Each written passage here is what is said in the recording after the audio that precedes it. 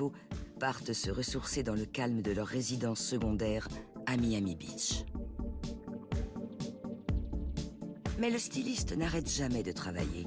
Même en vacances, il se lève tôt le matin pour dessiner et envoyer ses modèles à Milan, où sa sœur Donatella prépare le défilé de la prochaine collection, prévue 2 mois plus tard. Les premiers jours, il n'a pas arrêté de travailler. Et puis, il s'est un peu apaisé. Gianni adorait marcher, prendre le soleil, voir l'océan. Il pouvait enfin prendre des vacances. C'est à la Scala de Milan que Gianni Versace fait la rencontre d'Antonio D'Amico, mannequin et acteur. Ils deviennent très vite amis. Il m'a invité à passer le voir à son bureau, puis à un week-end entre amis. Petit à petit, notre relation est née. On a vécu 15 ans ensemble. Gianni se montrait toujours très attentionné envers les autres. Il était toujours prêt à aider ceux qui avaient besoin de quelque chose. Versace révèle son homosexualité en 1995, mettant en avant la sincérité et l'importance de son amour pour Antonio. À l'époque, c'était très important que la communauté homosexuelle ait une icône aussi médiatique. Ça a fait évoluer les mentalités. Gianni était l'un des stylistes les plus créatifs de l'univers de la mode. Et sur le plan personnel, l'homme le plus attentionné qui soit. Après des débuts modestes en tant qu'employé dans la boutique de vêtements de sa mère, dans une petite ville d'Italie, Gianni Versace, grâce à son génie, s'est immédiatement imposé à Milan, haut lieu de la mode. En 1978, il lance sa première collection indépendante avec son frère Santo et sa sœur Donatella. It's very easy and very difficult to work in a family, but it's wonderful at the night when you go dinner, you can smile, you can trust, you can enjoy the family. I think the strength of Versace is the family group. Dès le début des années 90, l'entreprise pèse déjà $1 milliard. La vague Versace déferle. On le voyait partout. Il habillait les plus grands de ce monde, de Lady Diana à Elton John, en passant par Elizabeth Hurley et sa robe qui a tant fait couler d'encre. Les gens ont tout de suite été attirés par ses créations, pas seulement parce qu'elles étaient belles, mais aussi parce qu'ils se sentaient d'une certaine façon connectés. Sa notoriété grandissant, Versace a eu de plus en plus de mal à échapper aux paparazzi et aux projecteurs. Il découvre alors ce qu'il voit comme un refuge, Miami Beach. On allait à Cuba. On a fait escale à Miami et comme on avait un peu de temps, Gianni a voulu visiter la ville. Ça a été une véritable révélation. Gianni a adoré toutes ces couleurs, le choc entre toutes ces cultures.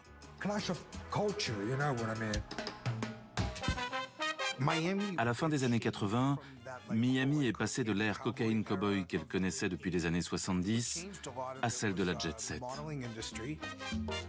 Elle s'est mise à attirer de plus en plus de gens célèbres, des top modèles, des stars du rock et des vedettes de cinéma. Et puis, Versace est arrivé et ça a tout bouleversé. En 1992, Gianni Versace achète une villa en ruine et en fait la Casa Cosarina, un somptueux palace qui deviendra son lieu de villégiature favori.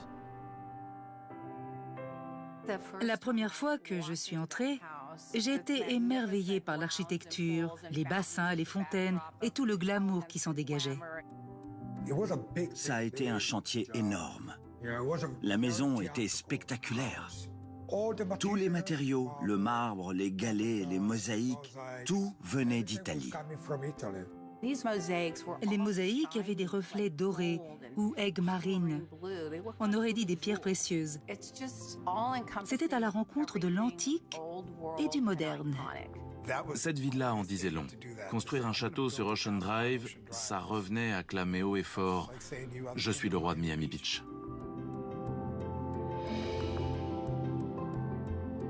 Cette villa avait une sorte d'aura. Elle était devenue le haut lieu de la jet set. Les célébrités y allaient autant pour la voir que pour se montrer. Par le passé, Miami avait été renié et soudain était redevenu l'endroit chic et exaltant, prisé par les jet-setters du monde entier. Mais il fallait la présence de Versace pour en faire non pas une simple escale, mais un épicentre de la mode.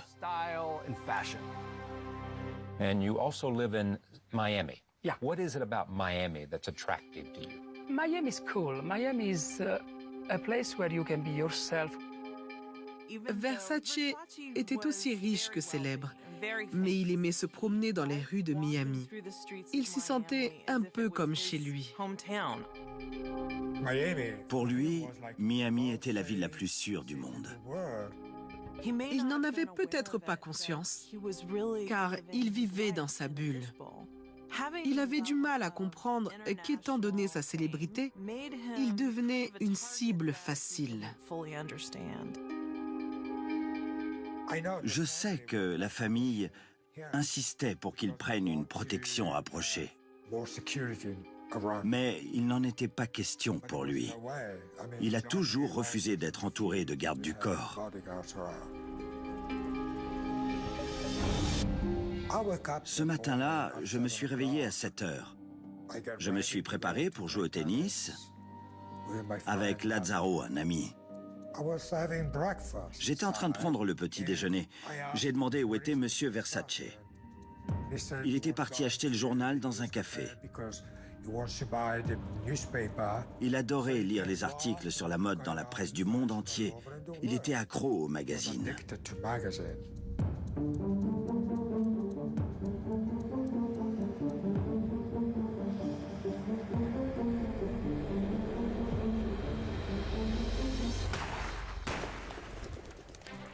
J'ai entendu 2 tirs.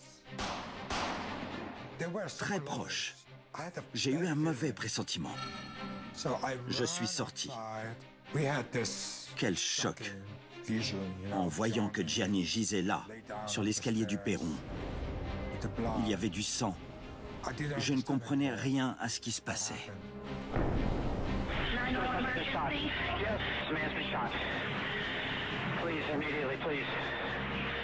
Johnny Versace.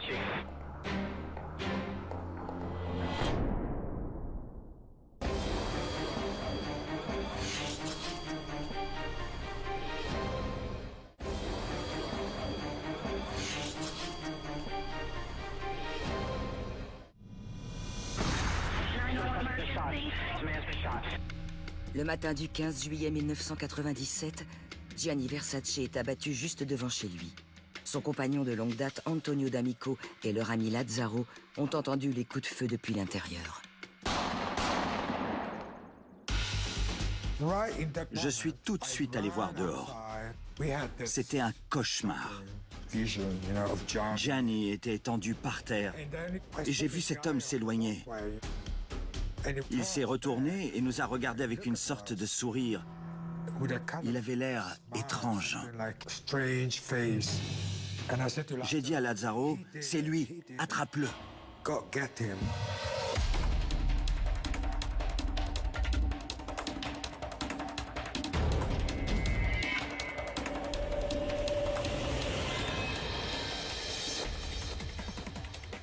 Le tireur s'enfuit et Lazzaro court chercher la police.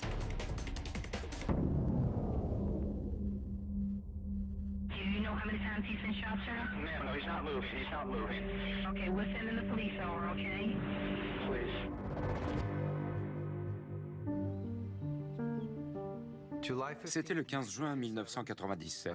J'avais pris ma journée. Je jouais au golf avec le directeur adjoint de la police et j'ai reçu un appel de l'un de mes enquêteurs pour un homicide sur Ocean Drive. Il m'a dit « Je crois que vous feriez mieux de venir. La victime, c'est Gianni Versace. » The call to police came at 8:46 this morning. Gianni Versace was shot twice in the head, point blank, outside the gate of his Miami Beach home. Les faits sont d'une audace incroyable. L'un des hommes les plus célèbres au monde a été tué sur l'une des principales artères de South Beach. La nouvelle s'est répandue comme une traînée de poudre. Quand je suis arrivé, la scène de crime était plongée dans le chaos. Je n'avais jamais vu autant de journalistes de toute ma vie. Et il n'y avait pas que les médias américains. Il y avait les Italiens, les Français, le monde entier. À ce moment-là, j'ai réalisé que cette affaire allait être bien plus énorme que je l'imaginais. Investigators in Miami Beach are combing through evidence left at the scene. Gianni Versace often traveled without a bodyguard. It was that comfort that ultimately may have contributed to his death. Grâce à des témoignages, les enquêteurs suivent la trace du tireur jusque dans un parking. Des renforts de police ont immédiatement été demandés.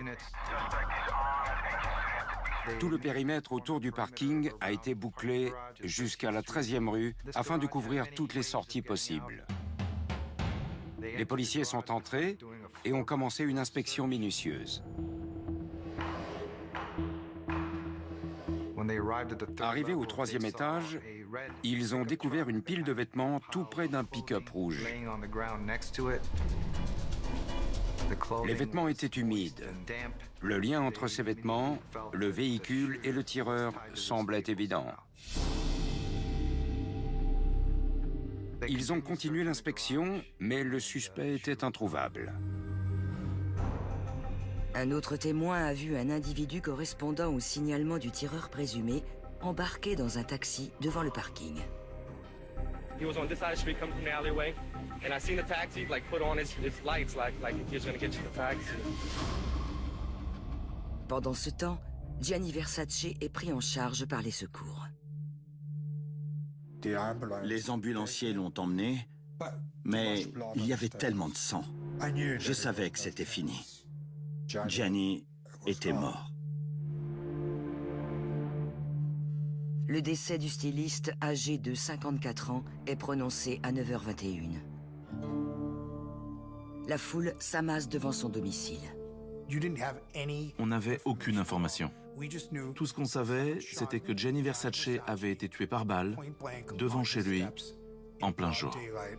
Les gens se sont regroupés autour de la maison, unis dans la peine. Ils laissaient entendre leurs sanglots, leur douleur et leur colère. Il y avait des centaines de personnes, des fans, des admirateurs déposant des fleurs. Ocean Drive était envahi de gens cherchant à comprendre. Voir ce sang couler sur les marches et ces fleurs au pied de l'escalier, quel sentiment de tristesse, de gâchis pour l'humanité, pour la vie et pour la créativité. Il est parti beaucoup trop tôt. Le décès de M. Versace venait d'être prononcé. On a donc ouvert une enquête pour un homicide. Pour commencer, nous avons fait la liste des suspects. Les mobiles pouvaient être variés. Le plus évident était le vol, mais en fouillant la dépouille, nous avons découvert 1100 $ en liquide, 6 cartes de crédit et un médaillon en or. On a donc décidé assez rapidement d'écarter cette piste. Après avoir écarté la thèse du cambriolage, les enquêteurs se tournent vers un mobile plus intime. Est-ce que quelqu'un était jaloux de Versace? Avait-il un fan obsessionnel? Un ancien amant se sentant rejeté? Il a été abattu brutalement, presque exécuté. 2 douilles de calibre 40 ont été découvertes, ainsi que le cadavre d'une colombe gisant près du corps. Un oiseau mort, ça faisait très signature de la mafia. Qu'est-ce qu'il pouvait bien faire à côté du corps de Versace? La brutalité des faits, les 2 tirs à la tête, cela faisait penser à l'œuvre d'un tueur à gages. À la recherche d'indices, les enquêteurs demandent l'autopsie du volatile. C'était la première fois de toute ma carrière que je faisais autopsier un oiseau. Et je pense que c'était une première pour le médecin légiste également. L'examen a permis de découvrir un éclat provenant d'une des balles ayant touché M. Versace. Il s'avère qu'une des balles avait ricoché et heurté l'oiseau qui passait par là. C'était une coïncidence, certes, mais des plus étranges. Le contrat mafieux étant écarté, les enquêteurs retournent à la case départ. On avait une scène de crime, la villa de la victime, et nous avions un véhicule suspect découvert dans un parking de la 37e rue. J'ai demandé à 2 enquêteurs de retrouver le propriétaire du véhicule en question.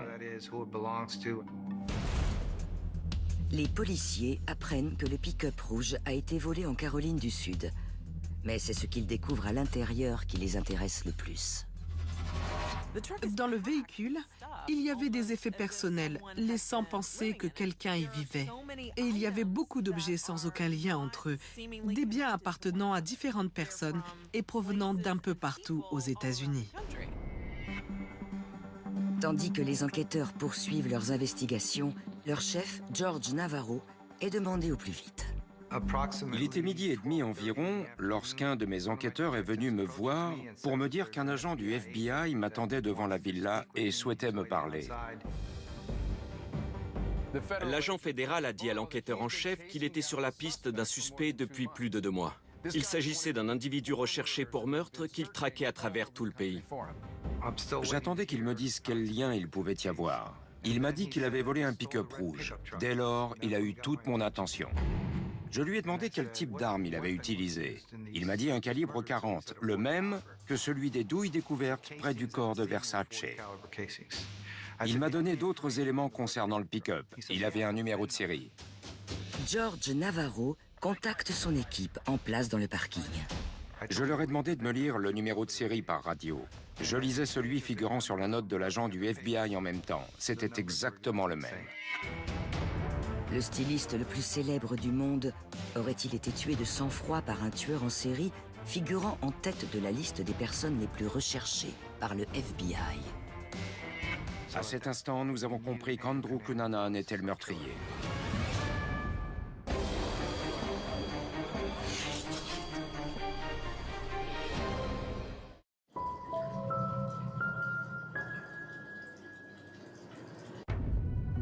En tant que mère, je savais qu'il était arrivé quelque chose à ma fille. Je suis la dernière personne à avoir vu Paul. Ce n'est plus une disparition, c'est un meurtre. Elle n'avait aucune raison de se trouver dans ce quartier. Que s'est-il passé? Où est-elle? Quelque chose cloche. C'est pas normal. On n'abandonne pas sa famille. Les Adieux impossibles, tous les lundis à 21h sur Discovery Investigation.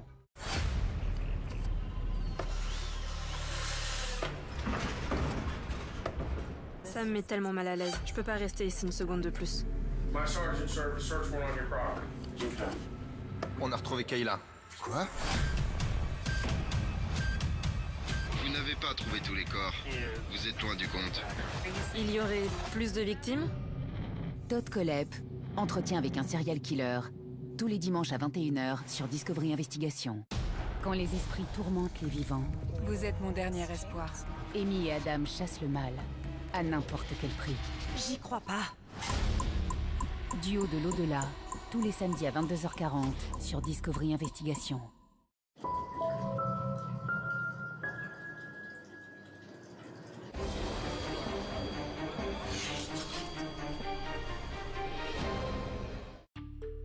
Quatre heures après la constatation du décès, les enquêteurs établissent que l'homme que le FBI traque depuis plus de 2 mois à travers les États-Unis pourrait avoir tué Versace. The search is on for a suspected serial killer. Andrew Cunanan, linked to the murders of 4 other men across the country.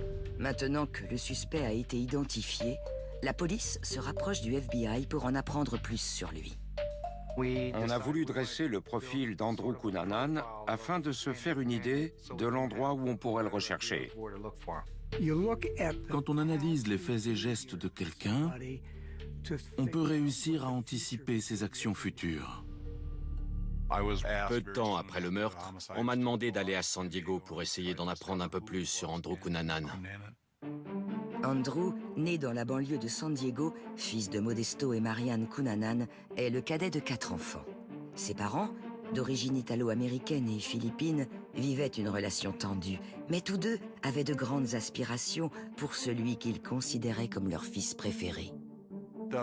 Ses parents ne tarissaient pas d'éloges sur lui, et il était leur fierté. C'était leur petit prodige. Il était intelligent. À 7 ans, il avait déjà lu toute la Bible. Et à 14 ans, tous les volumes d'une encyclopédie. C'était quelqu'un de brillant. Son QI frôlait les 150. Ses parents l'ont inscrit dans une école privée UP, alors que ses frères et sœurs allaient dans le public. Il était populaire, flamboyant. Il était ouvertement gay, ce qui était assez osé à l'époque. Il avait clairement l'intention de faire parler de lui. Il s'est présenté à une soirée de promo dans un costume en cuir rouge, au bras d'un homme plus âgé. Il était de nature extravertie. Ses camarades de classe disaient qu'on ne pourrait jamais l'oublier.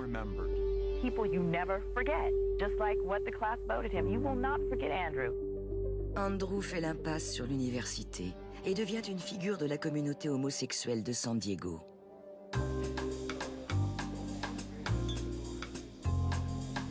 Andrew Cunanan n'a jamais travaillé, il n'a jamais eu d'emploi. Il se fait entretenir par des hommes plus âgés en échange de ses faveurs. Il commence à fréquenter de plus en plus d'hommes d'un certain âge et se met à dépenser des sommes folles à son tour pour d'autres jeunes hommes, toujours plus nombreux. Il les emmène dans des soirées, au restaurant. Les gens se demandent comment il fait pour mener ce train de vie. C'est simple, il se sert des cartes de paiement de ses prétendants fortunés. Andrew Cunanan prend goût à la grande vie. Il aime le luxe, mais n'est pas décidé à faire quoi que ce soit qui lui permettrait de se constituer sa fortune lui-même. C'était au-delà de la volonté d'être riche et populaire. Andrew voulait être quelqu'un, il voulait devenir célèbre. Il avait cette faculté d'attirer les gens à lui. Mais beaucoup disaient qu'il ne fallait pas croire tout ce qu'il racontait. Le jeune homme était connu pour ses mensonges extravagants au sujet de sa fortune, de ses relations et de son statut social. Il disait qu'il était le fils d'une famille très riche des Philippines, qu'il était architecte, styliste, acteur. Il changeait de rôle en fonction des opportunités. But oftentimes seemed to be saying things that really you couldn't believe. Il voulait passer pour un nabab. Ses affabulations devenaient de plus en plus énormes. Il racontait qu'il connaissait des personnalités importantes et des célébrités. Il a même cité Versace. Andrew Cunanan était un grand mythomane. On n'a jamais pu déterminer s'il avait vraiment fréquenté Versace. Mais en 1997, la crédibilité du jeune homme s'amenuise. Il s'est séparé de l'homme qui l'entretenait. Il n'avait plus aucune source de revenus. Il croulait sous les crédits et n'arrivait plus à passer pour ce jeune homme fringant et fortuné. Son entourage commençait à voir ce que cachait le vernis. C'est à cette époque qu'Andrew Cunanan se brouille avec l'un de ses meilleurs amis, Jeffrey Trail, un vétéran de la Navy parti s'installer à Minneapolis. Par pure coïncidence, il aura ensuite une relation avec un architecte vivant également dans cette ville, David Matson. Mais elle ne durera que 5 mois. Il est resté en contact avec ces deux hommes, mais leur rapport était tendu. C'est le moment où sa vie est pour ainsi dire partie en vrille. Andrew Cunanan décide alors de prendre un aller simple pour Minneapolis. Ce voyage était, selon moi, une tentative désespérée de reprendre contact avec les deux hommes qui lui ont apporté le plus dans sa vie.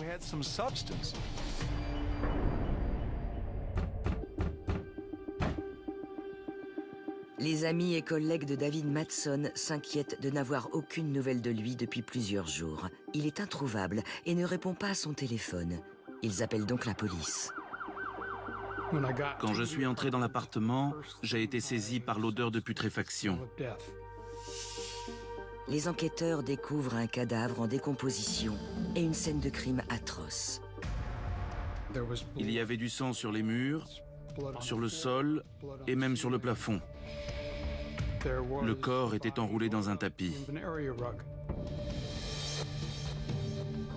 Les policiers ont la certitude d'avoir découvert David Madson. Mais c'est avec stupeur qu'ils apprennent qu'il s'agit en fait de Jeffrey Trail, le vétéran de la Navy. Le cadavre portait la trace d'une vingtaine de coups de marteau portés à la tête et dans le haut du corps. Il ne pouvait s'agir que d'un acte très personnel.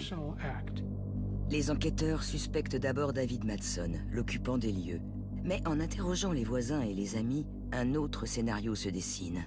La victime et le suspect se connaissaient à peine. Cependant, un ami commun, Andrew Cunanan, leur avait chacun rendu visite le week-end précédant la découverte du corps.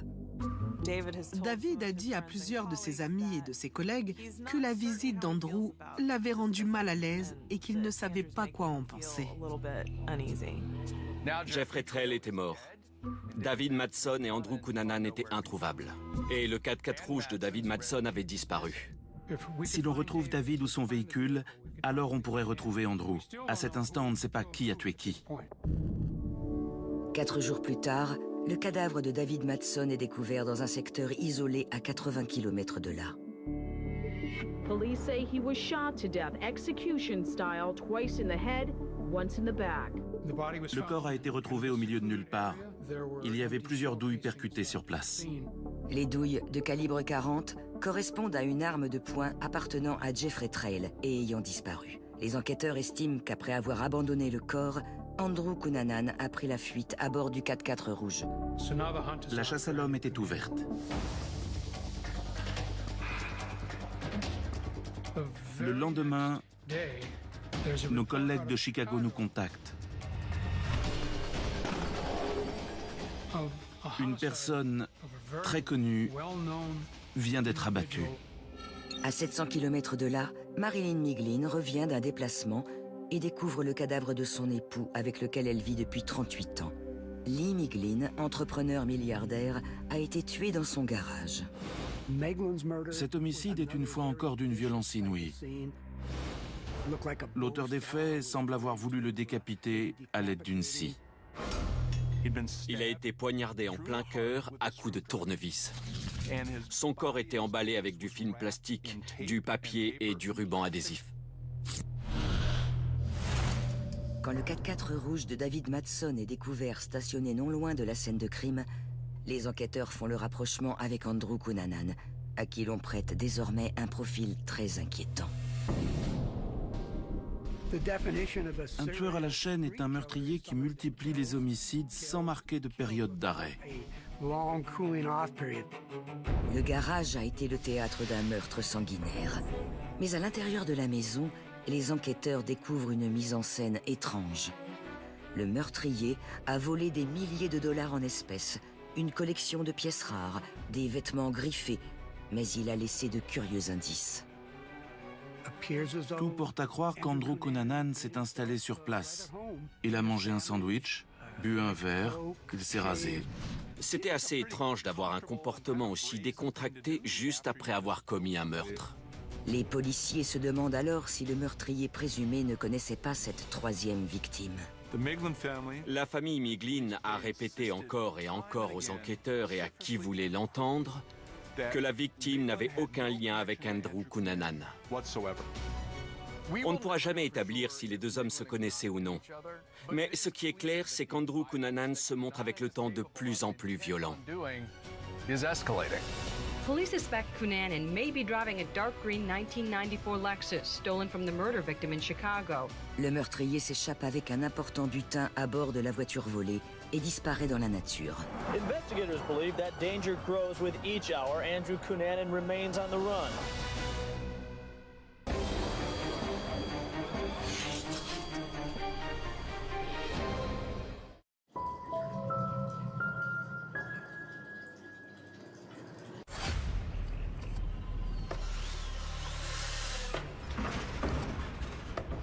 Ça me met tellement mal à l'aise. Je peux pas rester ici une seconde de plus. On a retrouvé Kayla. Quoi? Vous n'avez pas trouvé tous les corps. Vous êtes loin du compte. Il y aurait plus de victimes? Todd Kohlhepp, entretien avec un serial killer, tous les dimanches à 21h sur Discovery Investigation. En tant que mère, je savais qu'il était arrivé quelque chose à ma fille. Je suis la dernière personne à avoir vu Paul. Ce n'est plus une disparition, c'est un meurtre. Elle n'avait aucune raison de se trouver dans ce quartier. Que s'est-il passé? Où est-elle? Quelque chose cloche. C'est pas normal. On n'abandonne pas sa famille. Les Adieux impossibles, tous les lundis à 21h sur Discovery Investigation. Quand les esprits tourmentent les vivants. Vous êtes mon dernier espoir. Amy et Adam chassent le mal, à n'importe quel prix. J'y crois pas. Duo de l'au-delà, tous les samedis à 22h40 sur Discovery Investigation.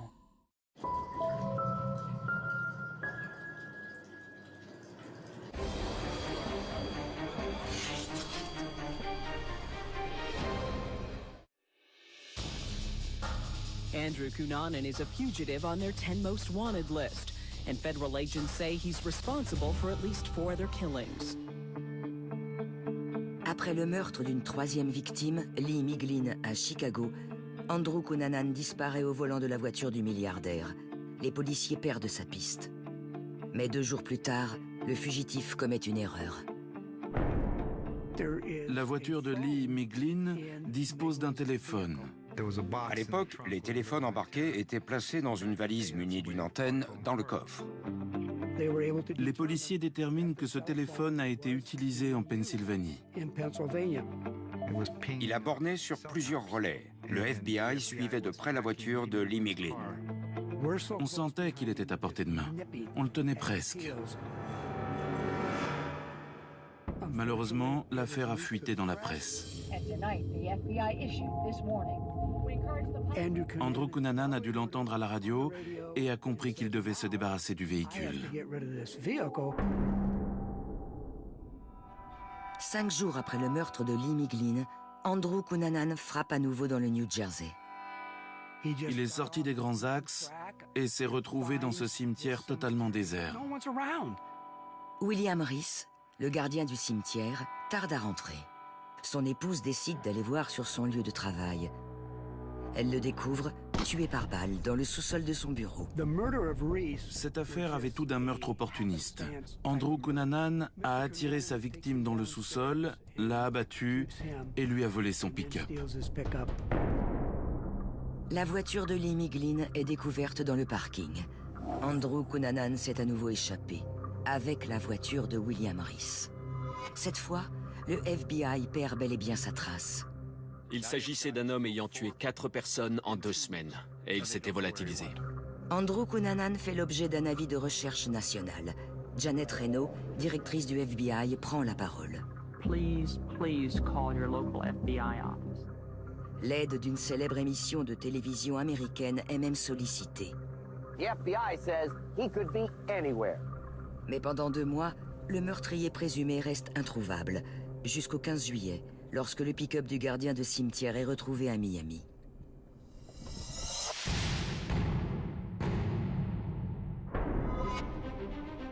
The FBI clearly believes Andrew Cunanan shot Johnny Versace twice in the head before disappearing on foot. It would be, if suspicions are correct, his 5th victim. Dans les heures suivant le meurtre de Versace, la police de Miami et le FBI mènent une traque sans relâche. On avait le sentiment qu'il était toujours à Miami Beach. Or, on est sur une île. Quand un crime y est commis, il est assez facile de boucler le périmètre.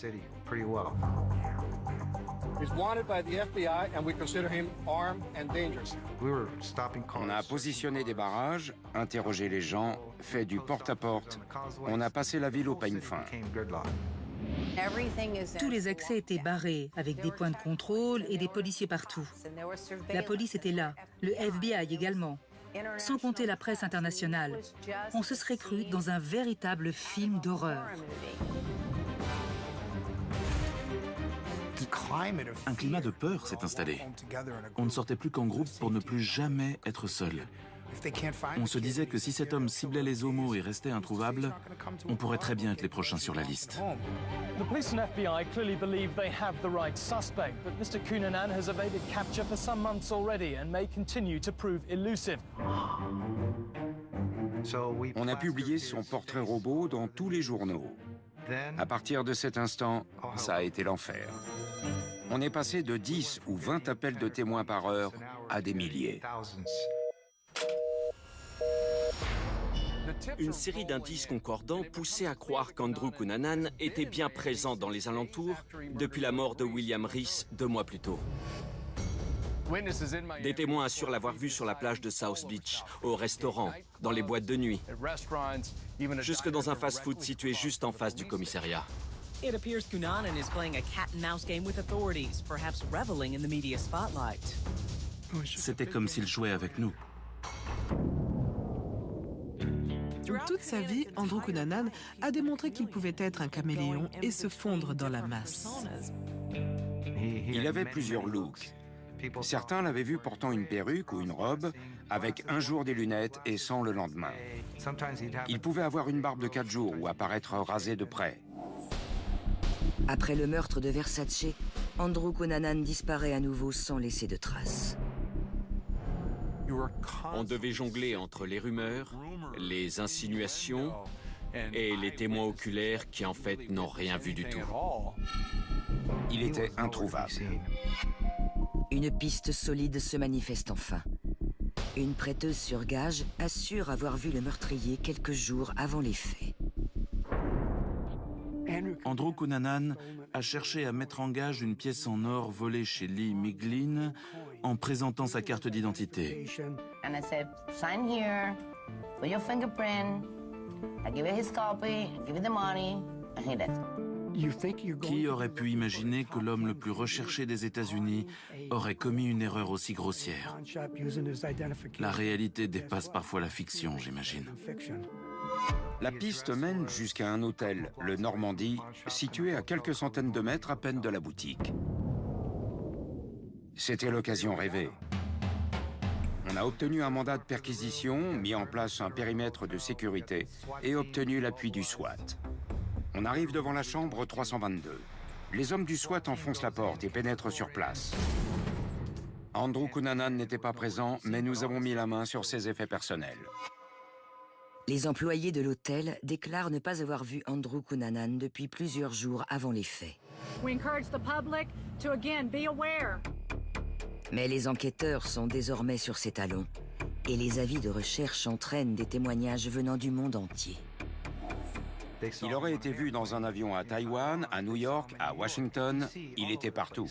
Le FBI a enquêté sur la moindre piste à travers tous les États-Unis. Il était à la fois nulle part et partout. Il en devenait presque fantomatique. Après le meurtre, la police de Miami a complètement bouclé South Beach. Mais le FBI était persuadé qu'Andrew Cunanan s'était fait la belle. Je me souviens avoir eu une discussion assez animée avec le FBI. Il pensait qu'il avait réussi à quitter Miami Beach. J'étais sûr que non.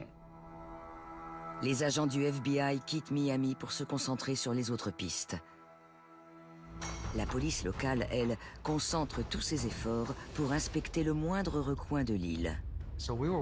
On travaillait comme des dingues, jusqu'à 20 heures par jour. On n'arrivait pas à récupérer.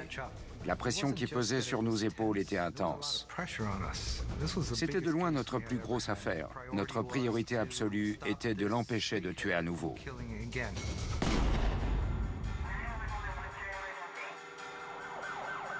8 jours après la mort de Gianni Versace, quelqu'un appelle la police depuis le port de plaisance de Miami Beach.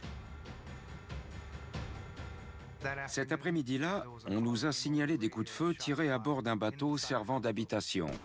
L'habitation appartient à un patron de discothèque allemand. En son absence, un gardien installé sur place est responsable de son entretien. Le gardien est monté à bord et a remarqué des signes d'intrusion. Puis il a entendu un coup de feu venant de l'intérieur. Il s'est enfui et a appelé les secours. On était plusieurs enquêteurs à avoir entendu cet appel à la radio et à être allés directement sur les lieux.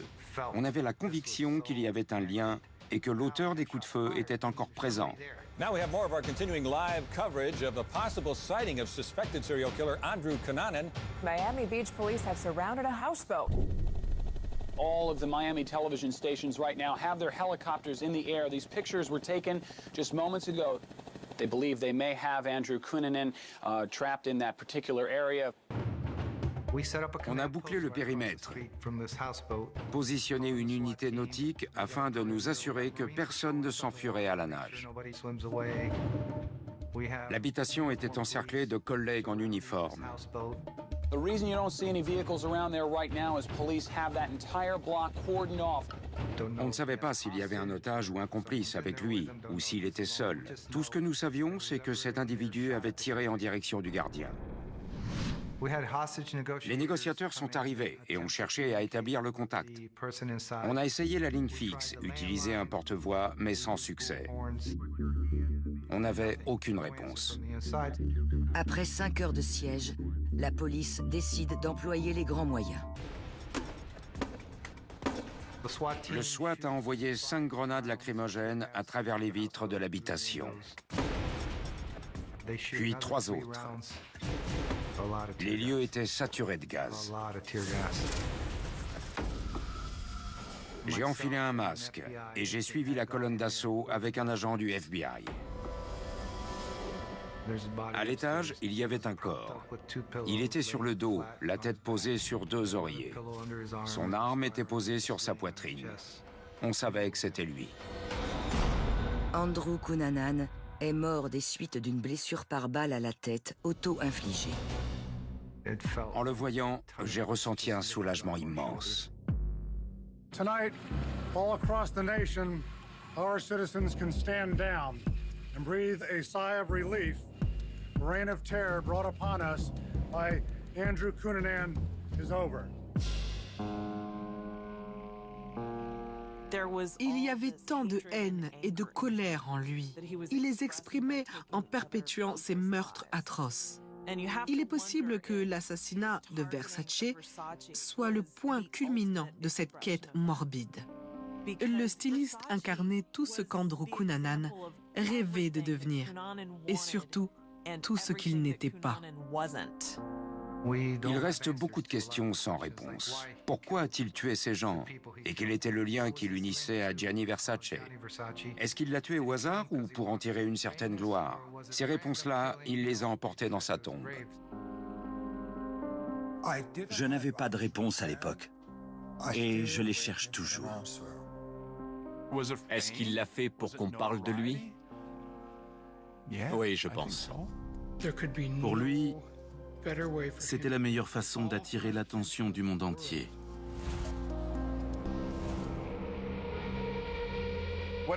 Quel que soit le mobile d'Andrew Cunanan, rien ne peut détruire l'héritage laissé par un créateur aussi important que Versace.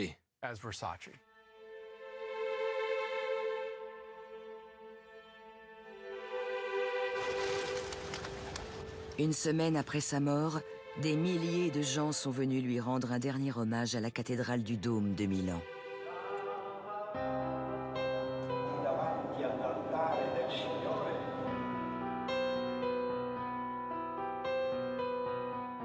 Quand Gianni est mort, la moitié de moi est partie avec lui. Ses funérailles ont marqué le début du long processus de deuil qu'allait devoir affronter ses proches. Les gens sont venus du monde entier pour lui rendre hommage. L'enterrement de Versace aura attiré autant de célébrités que ses défilés.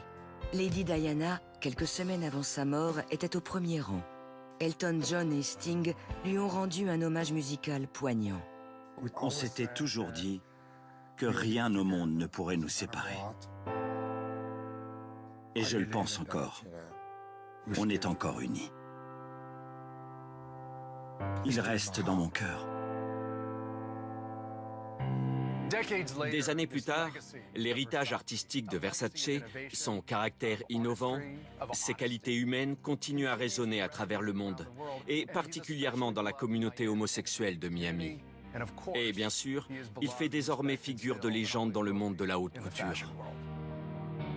Pour le 20e anniversaire de la mort de son frère, Donatella Versace a réuni tous ses plus grands modèles afin de rendre un dernier hommage à celui qui restera l'un des plus grands stylistes au monde. Gianni, this is for you.